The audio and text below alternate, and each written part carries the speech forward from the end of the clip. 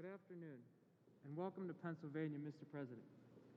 My name is Mike Fiore, and I'm a senior line worker from Duquesne Light and a proud member of the International Brotherhood of Electrical Workers, Local 29, right here in Pittsburgh. From day one of this pandemic, me and my coworkers have been on the front lines. It's my job. There's no working from home. We've kept the lights on and the power running to communities throughout Western Pennsylvania. Every day I deal with our electrical grid, so I know how critical infrastructure is to our communities. That's why I'm so excited about Joe Biden's Build Back Better plan. Nearly everyone agrees that we need to modernize our roads, bridges, power grids, airports, and railroads. That we need to invest in new energy technologies and American-made manufacturing. But what President Biden is proposing isn't just an investment in infrastructure, it's an investment in good union jobs. It's an investment in good schools and strong communities. It is an investment in the future of so many forgotten paths in America. My brother teaches at Pine Richland High School in Gibsonia, just north of here, the same high school we both went to. The kind of investment Joe Biden is talking about would mean so much to his school and to his students, both now and in the years to come. For example, President Biden proposes a massive expansion of high-speed broadband, and that's critical to the health of so many small towns in this area. I've got 2 little kids at home myself, and I don't want to see them leave the area or even the state to find opportunities. The Build Back Better plan is directed at communities like mine. It's about opening up opportunities, revitalizing local businesses, and creating jobs. For decades, Pennsylvania was a global leader in manufacturing and good union jobs. It can be that way again, as President Biden has a solid plan to make that happen. I also don't want my kids growing up in a world where the threat of climate change hangs over their heads. That means investing in electrical vehicle charging infrastructures and all forms of clean power technology so we can slash carbon emissions and create tens of thousands of green energy jobs. Union jobs. And that's exactly what President Biden is proposing. Here's another reason I'm so excited about this. I'm 100% a union guy. It is in my blood. The union changed my life, and it gave me opportunities I could never have dreamed of. Being a line worker isn't always easy, but thanks to my union, I enjoy a great paycheck, strong health and retirement benefits, and a voice on the job. Here's who else is a union guy, Joe Biden, and he said again and again, unions built the middle class. That's why his plan supports collective bargaining rights. It supports a living wage and making sure the taxpayer money goes to supporting American-made manufacturing. The men and women of the IBEW are ready to get to work, rebuilding our infrastructure, retooling our plants, and revitalizing our communities and the middle class. We're ready to build America back better. So it is my pleasure and it is my honor to introduce the President of the United States, Joe Biden.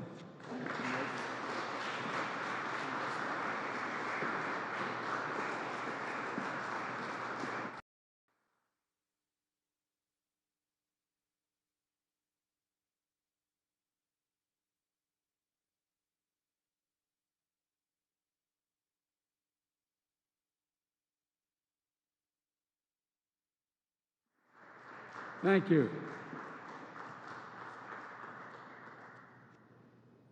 Gov, Mike asked me, and say to Bobby, my good friend, he asked me back there, he said, "Do you ever get nervous?"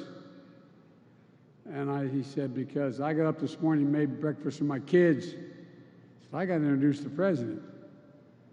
And what I say to you, Mike, you did a heck of a job, but I'd get nervous if I had to get up in the middle of the night, climb up a telephone pole, replace in the middle of a storm a connection that knocked out everybody's electricity, put a transformer in. That's what would make me nervous.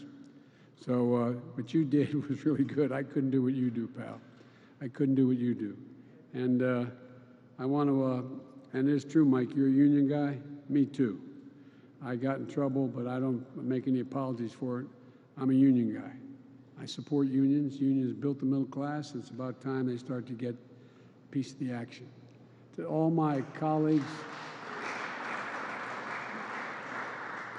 from the county executive to the mayor, to everyone that's here, I want to say thank you. Thank you, Congressman, for the passport in your district, and I appreciate being here. I'm honored to be with you. 2 years ago, I began my campaign here in Pittsburgh, saying I was running to rebuild the backbone of America. And today, I return as your president to lay out the vision of how I believe we do that, rebuild the backbone of America. It's a vision not seen through the eyes of Wall Street or Washington, but through the eyes of hardworking people, like the people I grew up with. People like Mike and his union family, union workers and his Carpenters Training Center. People like the folks I grew up with in Scranton and Claymont, Delaware. People who get up every day, work hard, raise their family, pay their taxes, serve their country, and volunteer for their communities, and just looking for a little bit of breathing room, just a little bit of light. Ordinary Americans doing extraordinary things. People who break their necks every day for their families and the country they love. A country that, in fact, which on the day I was elected was in extreme distress, with the virus on a deadly rampage that has now killed over 500, I carry it in my pocket every day. I have the list of exactly how many have died. 547,296 Americans dead from the virus. More than all the people killed in World War I, World War II, the Vietnam War, 9/11. 547,296 Americans. And an economy that left millions out of work and created so much anxiety. That's why I moved so quickly to pass the American Rescue Plan with the help of my friends here in the Congress. I really mean that. It didn't pass by a whole lot, but with the leadership of Connor and Bobby and the Mayor, you got it done. Because it was an emergency. We needed to act to save jobs, to save businesses, to save lives. And that's what we did. We're beginning to see the results. We're on our way to having given 200 million vaccination shots in the first 100 days of my presidency. When I said I'd get 100 million done, people thought it was a significant exaggeration. We're going to get 200 million done, twice the original goal, because of all the help of all of you. Leading economists are now predicting our economy will grow 6% this year.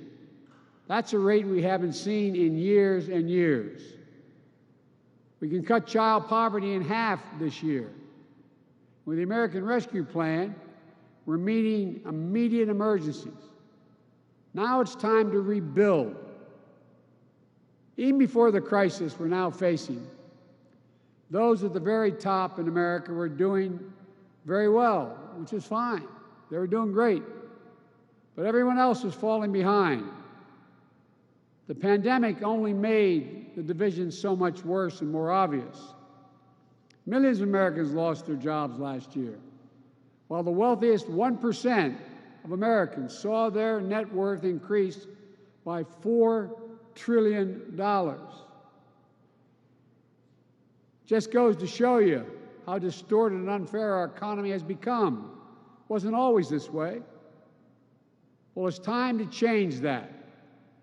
I note parenthetically that I got criticized for giving tax breaks to middle class and poor folks this last time.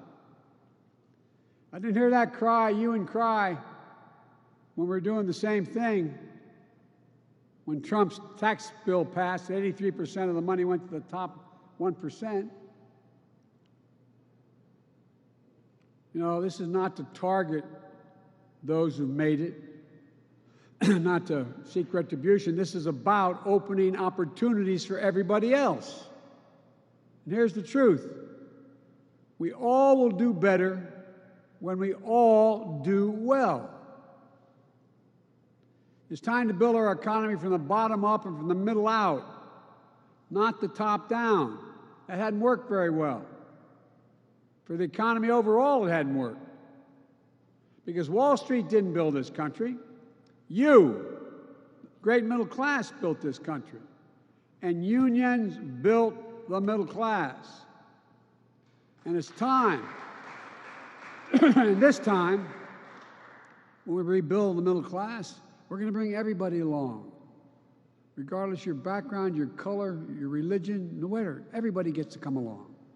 So today, I'm proposing a plan for the nation that rewards work, not just rewards wealth. It builds a fair economy that gives everybody a chance to succeed. And it's going to create the strongest, most resilient, innovative economy in the world. It's not a plan that tinkers around the edges. It's a once-in-a-generation investment in America, unlike anything we've seen or done since we built the interstate highway system and the space race decades ago. In fact, it's the largest American jobs investment since World War II. It will create millions of jobs, good-paying jobs. It will grow the economy, make us more competitive around the world, promote our national security interests, and put us in a position to win the global competition with China in the upcoming years. It's big, yes. It's bold, yes. And we can get it done. It has two parts: the American Jobs Plan and the American Families Plan. Both are essential to our economic future. In a few weeks, I'll talk about the Americans' Family Plan, but today, I want to talk about the Americans' Jobs Plan. I'll begin with the heart of the plan. It modernizes transportation infrastructure, our roads, our bridges, our airports. I just left your airport. The director of the airport said we're about to renovate the airport. Is that right, Mr. County Executive? We're going to innovate. We're going to employ thousands of people. And she looked at me and said, I can't thank you enough for this plan. It grows the economy in key ways. It puts people to work to repair and upgrade that we badly need. It makes it easier and more efficient to move goods, to get to work, and to make us more competitive around the world. Some of you local officials know when someone wants to come in the area and a company wants to invest, what do they ask? Where's the first rail bed? How can I get to the railroad? What access to the interstate do I have? What's the water like? Tell me about it. It goes on and on. It's about infrastructure. The American Jobs Plan will modernize 20,000 miles of highways, roads, and main streets that are in difficult shape right now. It'll fix the nation's 10 most economically significant bridges in America that require replacement. Remember that bridge that went down? We got 10 most economically significant bridges with more commerce going across it that need to be replaced. We'll also repair 10,000 bridges, desperately needed upgrades to unclog traffic, keep people safe, and connect our cities, towns, and tribes across the country. The American Jobs Plan will build new rail corridors and transit lines, easing congestion, cutting pollution, slashing commute times, and opening up investment in communities that become connected to the cities and cities to the outskirts, where a lot of jobs are these days. It'll reduce the bottlenecks of commerce at our ports and our airports. The American Jobs Plan will lead to a transformational progress in our effort to tackle climate change with American jobs and American ingenuity, protect our community from billions of dollars of damage from historic superstorms, floods, wildfires, droughts, year after year, by making our infrastructure more secure and resilient and seizing incredible opportunities for American workers and American farmers in a clean energy future. Skilled workers, like one we just heard from, building a nationwide network of 500,000 charging stations, creating good-paying jobs by leading the world in the manufacturing and export of clean electric cars and trucks. We're going to provide tax incentives and point-of-sale rebates to help all American families afford clean vehicles of the future. The federal government owns an enormous fleet of vehicles, which are going to be transitioned to clean electric vehicles and hydrogen vehicles right here in the United States of America by American workers with American products. When we make all of these investments, we're going to make sure, as the executive order I signed early on, that we buy American. That means investing in American-based companies and American workers. Not a contract will go out that I control that will not go to a company that is an American company with American products all the way down the line and American workers. And we'll buy the goods we need from all of America, communities that have historically been left out of these investments. Black, Latino, Asian American, Native Americans, rural, small businesses, entrepreneurs across the country. Look, today, up to 10 million homes in America and more than 400,000 schools and child care centers have pipes where they get their water from, pipes that are lead-based pipes, including pipes for drinking water. According to scientists, there is simply no safe exposure to lead for a child. Lead can slow development and hearing problems. The American Jobs Plan will put plumbers and pipe fitters to work, replacing 100% of the nation's lead pipes and service lines. So every American, every child can turn on a faucet of our fountain and drink clean water. With each $5,000 investment, replacing a line that can mean up to $22,000 in health care costs saved. Chance to protect our children, help them learn and thrive. We can't delay. We can't delay another minute. It's long past due.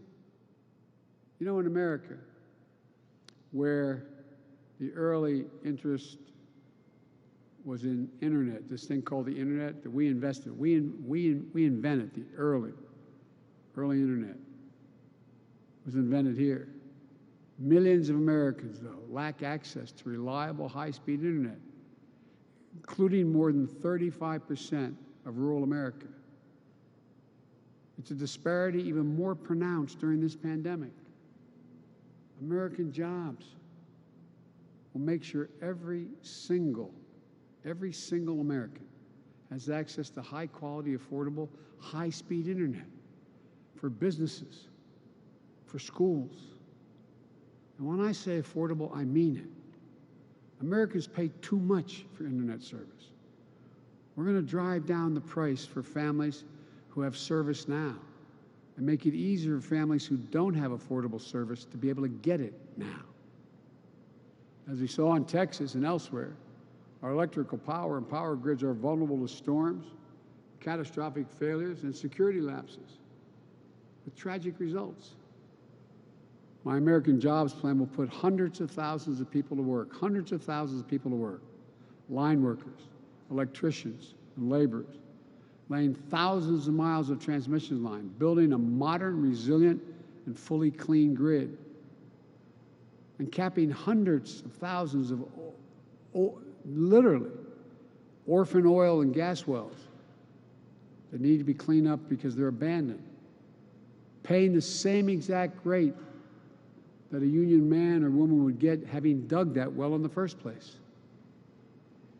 We'll build, upgrade, and weatherize affordable, energy-efficient housing, commercial buildings for millions of Americans. Even before the pandemic, millions of working families faced enormous financial and personal strain trying to raise their kids and care for their parents at the same time, the so-called sandwich generation, or family members with disability. You got a child at home, you can't stay home from work to take care of that child unless you lose, the child's at risk, or you lose your job, or you have an elderly parent you're taking care of. And seniors and people with disabilities living independently feel that strain as well, but we know if they can remain independently living, they live longer. American Jobs Plan is going to help in big ways.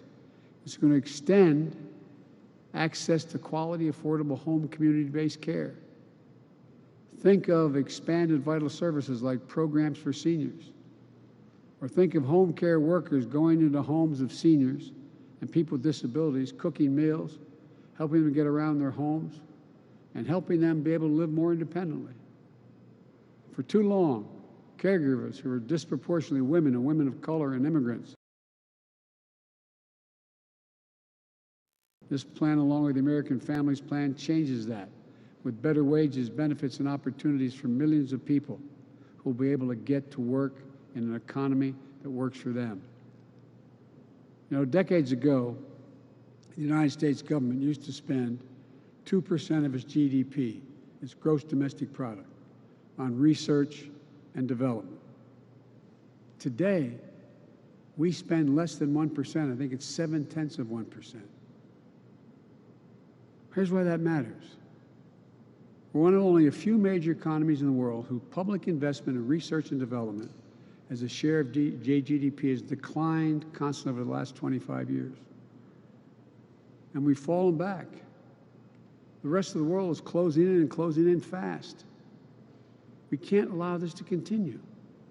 American Jobs Plan is the biggest increase in our federal non-defense research and development spending on record. It's going to boost America's innovative edge in markets where global leadership is up for grabs. Markets like battery technology, biotechnology, computer chips, clean energy, the competition with China in particular. Critics say we shouldn't spend this money. They ask, what do we get out of it?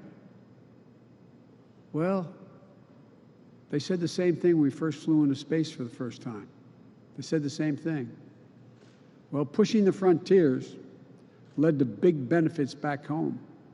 When NASA created Apollo's digital flight control system, unheard of at the time, it led to technologies that help us today to drive our cars and fly our planes. When NASA invented ways to keep food safe for the astronauts, it led to programs that have been used for decades to keep food safe in supermarkets. At least 2,000 products and services have been developed and commercialized as a result of American space exploration. GPS has helped us find each other. Computer chips allow us to see and talk to one another, even separated by mountains and oceans, singing happy birthday and watching the first steps of that new baby grandchild, comforting each other when comfort is needed. Think about what it means to you and your loved ones. We just have to imagine again. I had a long discussion with Xi Jinping, the leader of China, and he called to congratulate me. We spent 2 hours on the phone. And he said, and I was astonished, my national security team and the China experts who were on the line, he said, you've always said, Mr. President, that you can define America in one word, possibilities. That's who we are. In America, anything's possible.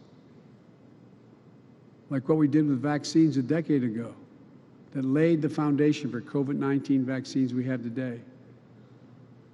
Like we did when the interstate highway system that transformed the way we traveled, lived, worked, and developed. Americans could visit relatives anywhere in the country with just a family station wagon. Business here in Pittsburgh could load up a truck and get a product to Portland or Phoenix. To this day, about a quarter of all the miles Americans drive each year on one of those very original highways.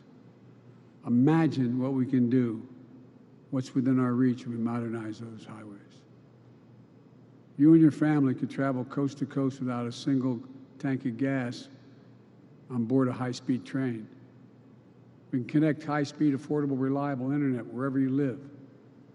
Imagine knowing that you are handing your children and grandchildren a country that will lead the world in producing clean energy technology and will need to address one of the biggest threats of our time. That's what we'll do. Altogether, along with the American Rescue Plan, the proposal I put forward will create millions of jobs estimated by some Wall Street outfits over 18 million jobs over 4 years. Good paying jobs. It also works to level the playing field, empower workers, and ensure that the new jobs are good jobs that you can raise a family on, and ensure free and fair choice to organize and bargain collectively. That's why my plan asks Congress to pass the Protecting the Right to Organize Act, the PRO Act, and send it to my desk. This plan is important, not only for what and how it builds, it is also important to where we build. It includes everyone, regardless of your race or your zip code. Too often, economic growth and recovery is concentrated on the coast. Too often, investments have failed to meet the needs of marginalized communities left behind. There is talent innovation everywhere. And this plan connects that talent through cities, small towns, rural communities, through our businesses and our universities, through our entrepreneurs, union workers, all across America. We have to move now. Because I'm convinced that if we act now, in 50 years, people are going to look back and say, this was the moment that America won the future. What I'm proposing is a one-time capital investment of roughly $2 trillion in America's future, spread largely over 8 years. It will generate historic job growth, historic economic growth, help businesses to compete internationally, create more revenue as well. They are among the highest value investments we can make in the nation, investing in our infrastructure. But put another way, failing to make these investments adds to our debt and effectively puts our children at a disadvantage relative to our competitors. That's what crumbling infrastructure does. And our infrastructure is crumbling. We rank 13th in the world. What's more, it heightens our vulnerability to and attracts our adversaries to compete in ways that they haven't up to now. And our adversaries are worried about us building this critical infrastructure. Put simply, these are investments we have to make. We can afford to make them. Or put another, we can't afford not to. So how do we pay for it? I spoke to the majority leader, no longer, I guess he's no longer the majority leader. He has been for a long time. I spoke to the Republican leader about the plan. Everybody's for doing something on infrastructure. Why haven't we done it? Well, no one wants to pay for it. Less than 4 years ago, as I said, the Congress passed a tax cut of $2 trillion, increasing the national debt $2 trillion. It didn't meet virtually any of the predictions it would in terms of growing the economy. Overwhelmingly, the benefits of that tax package went to the wealthiest Americans. It even included new investments that would profit by shifting profits and jobs overseas if you're a corporation. It was bad for American competitiveness, deeply unfair to the middle-class families, and wrong for our future. So here's what I do. I start with one rule. No one, we say it again, no one making under $400,000 will see their federal taxes go up, period. This is not about penalizing anyone. I have nothing against millionaires and billionaires. I believe American capitalism. I want everyone to do well. But here's the deal. Right now, a middle-class couple, a firefighter and a teacher, with 2 kids making a combined salary of, say, $110,000, $120,000 a year, pays 22 cents for each additional dollar they earn in federal income tax. But a multinational corporation that builds a factory abroad, brings it home and sells it, they pay nothing at all. We're going to raise the corporate tax. It was 35%, which is too high. We all agreed 5 years ago it should go down to 28%, but they reduced it to 21%. We're going to raise it back to up to 28%. No one should be able to complain about that. It's still lower than what that rate was between World War II and 2017. Just doing that one thing will generate $1 trillion in additional revenue over 15 years. In 2019, an independent analysis found that there are 91, let me say it again, 91 Fortune 500 companies, biggest companies in the world, including Amazon, that use various loopholes so they pay not a single solitary penny in federal income tax. I don't want to punish them. That's just wrong. That's just wrong. A fireman and teacher paying 22%. Amazon and 90 other major corporations paying 0 in federal taxes. I'm going to put an end to that. Here's how we'll do it. We're establishing a global minimum tax for U.S. corporations at 21%. We're going to level the international playing field. That alone will raise $1 trillion over 15 years. We'll also eliminate deductions by corporations for offshoring jobs and shifting assets overseas. You do that, you pay a penalty. You don't get a reward, in my plan. And use the savings from that to give companies tax credits to locate manufacturing here and manufacturing and production here in the United States. And we'll significantly ramp up the IRS enforcement against corporations who either fail to report their incomes or underreport. It's estimated that could raise hundreds of billions of dollars. All this adds up to more than what I proposed to spend in just 15 years. It's honest, it's fiscally responsible, and by the way, as the experts will tell you, it reduces the debt, the federal debt over the long haul. But let me be clear. These are my ideas on how to pay for this plan. If others have additional ideas, let them come forward. I'm open to other ideas so long as they do not impose any tax increase on people making less than $400,000. Let me close with this. Historically, infrastructure had been a bipartisan undertaking, many times led by Republicans. It was Abraham Lincoln who built the Transcontinental Railroad. Dwight Eisenhower, Republican, the interstate highway system. I could go on. And I don't think you'll find a Republican today in the House or Senate, maybe I'm wrong, gentlemen, who doesn't think we have to improve our infrastructure. They know China and other countries are eating our lunch. So there's no reason why it can't be bipartisan again. The divisions of the moment shouldn't stop us from doing the right thing for the future. I'm going to bring Republicans into the Oval Office, listen to them, what they have to say, and be open to other ideas. We'll have a good faith negotiation with any Republican who wants to help get this done. But we have to get it done. I truly believe we're in a moment where history is going to look back on this time as a fundamental choice having been made between democracies and autocracies. You know, there's a lot of autocrats in the world who think the reason why they're going to win is democracies can't reach consensus any longer. Autocracies do.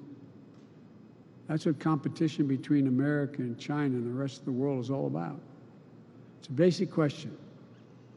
Can democracies still deliver for their people? Can they get a majority? I believe we can. I believe we must. Delivering for the American people is what the American Rescue Plan was all about. And it's been overwhelmingly popular when I wrote it. Everybody said I had no bipartisan support. We're overwhelming bipartisan support with Republican, registered Republican voters. And ask around. If you live in a town with a Republican mayor, a Republican county executive, or a Republican governor, ask them how many would rather get rid of the plan. Ask them if it helped them at all. It's what the American Job Plan is about. The new one I'm proposing. I hope Republicans in Congress will join this effort. I hope and I believe a number of businesses will join this effort. And I hope and believe the American people will join this effort. Democrats, Republicans, Independents, we can do this. We have to do this. We will do this. We just have to remember, this is the United States of America. And I've said it 1,000 times. There's nothing beyond our capacity if we act together. So it's time to move together. Thank you, and I hope I get to come back to see you folks after this plan is passed And the question is, you have to attract even more apprentices, more people, because we're building so much. God bless you all, and may God protect our troops. Thank you.